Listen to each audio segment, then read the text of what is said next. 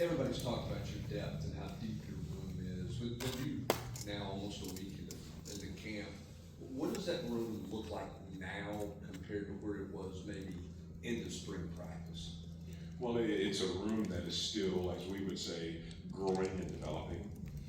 The one thing that we can see is you can see a definite impact from the things that Coach Dio had to do with things in the weight room, where you can see some true transformation of bodies, the mental aspects of everything for those guys growing and getting in their preparation for the summertime. It's definitely great to see. And now you can see some fast, explosive play, and it shouldn't be a drop off when you have the next group coming in on the field. What's the next step for Jam Perlotti after freshman year? What are you looking for in fall camp? And just for him to literally take the next step when it comes to his execution and his ability to be able to be consistent. That's the number one thing that we've focused on, because we know that he is a scorpion and that he will bite you, he will strike for sure.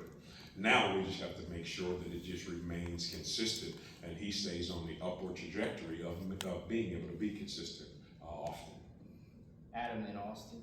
In spring, I remember Amari Campbell talking about like his job was to sort of teach the defense a little bit to the guys that had not played in it before. How have you seen Amari Campbell's his role transition from spring to now that guys know the defense? Yeah, I think that Amari has done a really good job of helping lead the group. The one thing that he does, which is so great, is he can be what we call like the quiet or the silent coach. He can pull the teammate aside and tell him the perspective of someone who's actually done it on the football field. There are some things we can tell them from a technique or an execution standpoint, but Amari can give them the hands-on, this is what you're going to be able to see perspective. And I think that's really great from a coach's standpoint to have someone like that that's a veteran in a room like Amari. Coach, everybody's going to talk about T-Land or Amari, Arion, but it feels like your room in general has a lot of, I think the leadership trait would be fairly prevalent in that room. Even some of the younger guys are kind of vocal type players. What do you like about that in your room? Is this the most experience you've had in a room since you've been here? I would say for sure from an experience standpoint, but the one thing that our mission from a recruiting standpoint, and we talk about this when we come into their homes, it's going to be about leadership and production. So those are the things that we teach and preach from day one. So whether you're a first year freshman or a fifth or sixth year senior, leadership has to be a premium. And when you're on the football field, you have to make sure that you command the defense. You are the quarterback.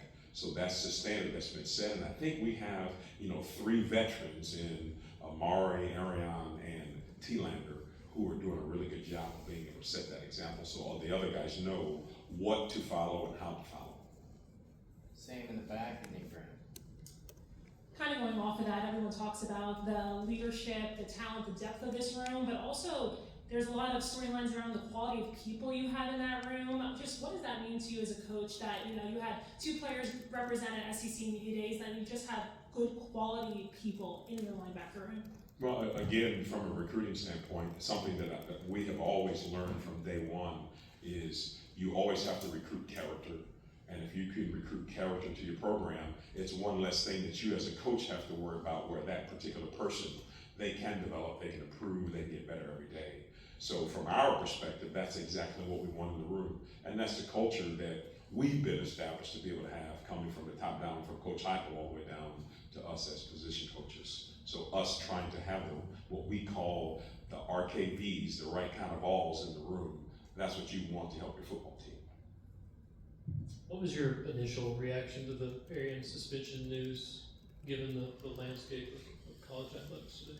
Well, I think it was a more of a disappointing scenario. Yeah, disappointment would be the right word to be able to use at this point in time, because you're dealing with a landscape that has evolved versus a rule that is kind of extinct.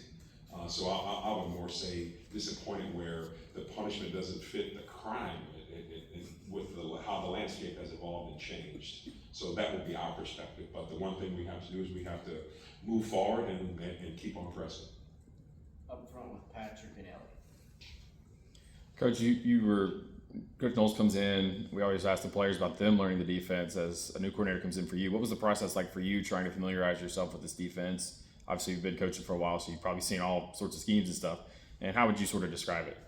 Well, it's a great process, because the one thing that we all understand is football. And as leaders, we have to challenge ourselves to make sure that we can be able to be the best. So when we come into the room, we have to be the best leaders for our players. So it starts with, as a coach, us challenging ourselves. And I think that as a staff, having someone who is as sharp, bright, and intelligent as Coach Knowles, it really just trickled on down into all of us who really understands football. Now you have to learn and understand the system and understand how you're going to get this across to all of your players. So the transition from our perspective has been very good.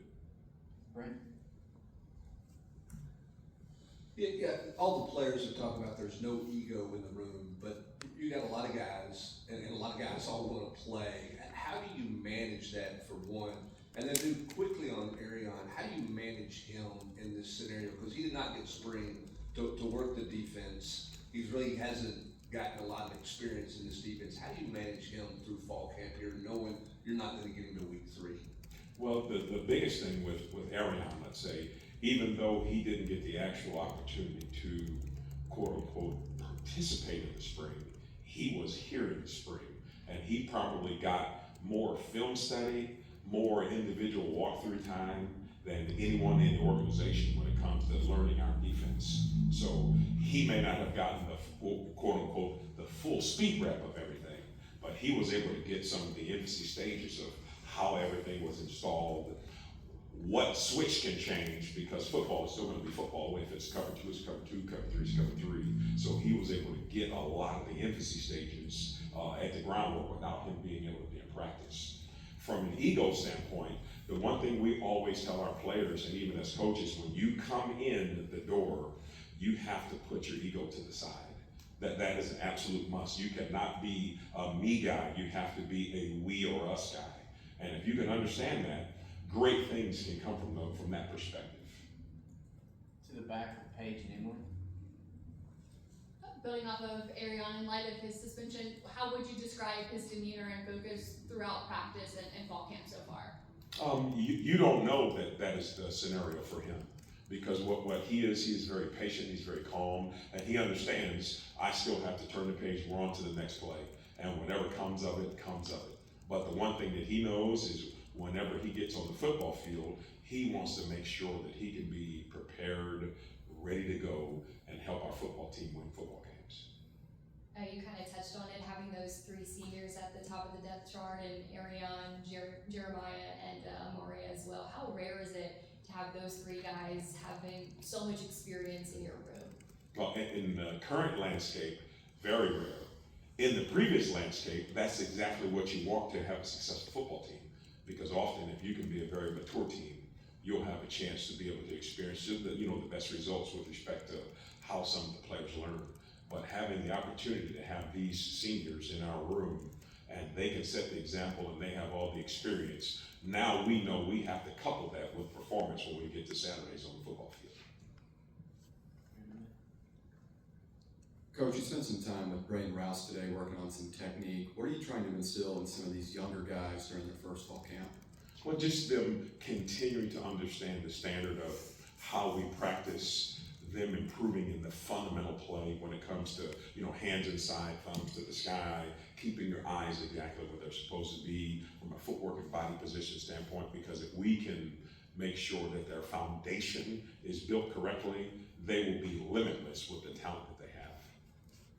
We'll finish with Patrick. But you've raved about Jeremiah's leadership throughout your time here. How is he different as a football player now compared to last year and just the offseason he's had? And just another year of growth. That's probably the best thing that we've seen from Jeremiah at this point in time. The growth that he had from Dio and those guys in the weight room, the preparation of him really knowing where everyone on the football field is. That's something that he really challenged himself for. He said, Coach, in this offseason, I don't want to just know where I'm supposed to be. I want to learn what everyone on the football field is doing. And we're seeing with him knowing where everyone else is really helping his capacity to be able to be a performer and a playmaker. Thank you.